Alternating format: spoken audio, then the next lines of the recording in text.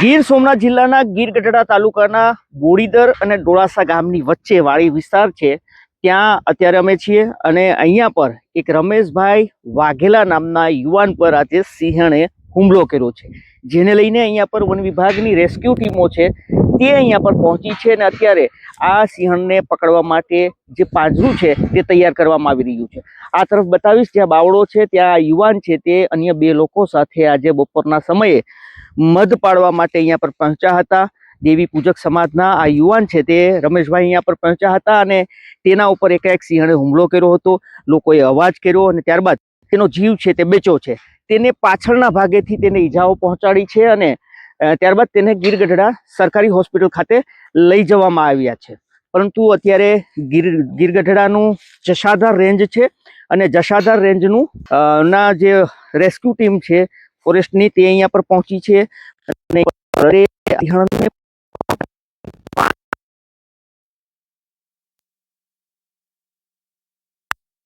અન્ય જે વન્ય પ્રાણીઓના પિંજરા છે તે અલગ હોય છે અને સિંહણ અથવા તો સિંહ છે તેડવા માટેના પિંજરા હોય છે તે કંઈક આ રીતે તૈયાર કરવામાં આવે છે એવું જાણકારી અહીંયાના ખેડૂતોમાંથી મળી છે કે બે જેટલી સિંહણ છે તે પાછળની તરફ છે, જેમાંથી એક સિંહણે આ યુવાન ઉપર બપોરે 1 કલાકની આસપાસ હુમલો કર્યો હતો અને તેને પકડવા માટે અહીંયા પર અત્યારે કવાયત છે તે શરૂ કરવામાં આવી છે।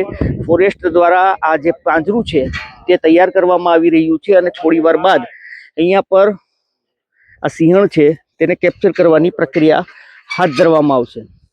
ગીરગઢડાનું બોડીદર ગામ છે અને બોડીદર ગામનો આ એ વિસ્તાર છે જ્યાં જે બપોરે રમેશભાઈ નામના યુવાન ઉપર સિંહણે હુમલો કર્યો હતો અને તેને પાછળના ભાગે ઈજાઓ પહોંચી છે, જેને લઈને તેને ગીરગઢડાની સરકારી હોસ્પિટલ ખાતે ખસેડવામાં આવ્યા હતા।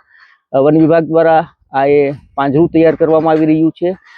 જે સિંહણ હોય છે તેના જ્યારે દીપડાના પંજરા હોય છે તે થોડા નાના હોય છે અને નીચા હોય છે, પરંતુ સિંહની લંબાઈ વધારે હોય, થોડું મોટું પ્રાણી હોય છે, જેના કારણે કંઈક આ પ્રકારના પાંજરાઓ છે તે તૈયાર કરવામાં આવે છે અને ત્યારબાદ એની અંદર શાયદ ભક્ષ મૂકવામાં આવે છે અને તેની અંદર તે પકડાયા બાદ તેને સૌપ્રથમ જસાધાર એનિમલ કેર સેન્ટર ખાતે લઈ જવામાં આવશે।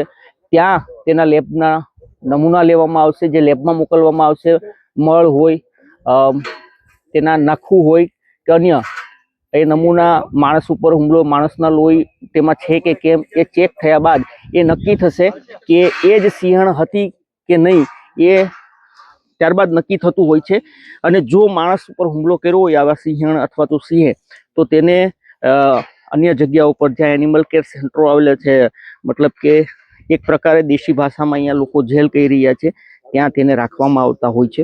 તો અત્યારે આ રેસ્ક્યુ ચાલી રહ્યું છે અને લાગી રહ્યું છે કે થોડી વારમાં આ સિંહણ છે તે પાંજરે પુરાઈ જશે।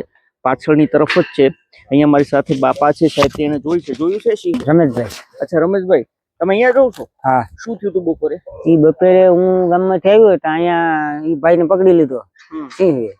પછી એ લોકો 2-3 માણસો હતા અહીં વાડીમાં કામ કરતા હતા દાડિયા, એ બધા ગયા ધોડીને છોડાવ્યો, પછી દવાખાને પાછળના ભાગમાં બહુ લાગ્યું। હવે અહીં બાજરાના ખેતરમાં દાડિયા હતા, એ હવે ક્યાં ગયા કે ને ખબર। એક સિંહ છે, બે છે સિંહ? હા, 2 છે પાછળ। હે? હા, પાછળ જોરદાર દોડે। નહીં, બચ્ચા નથી, અહીંયાથી અવારનવાર ચાલુ જ હોય।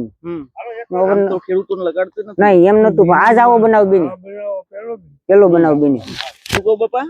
હા, પેલો બનાવ બન્યો, એમ કે નુકસાન કઈ કરતી નહીં।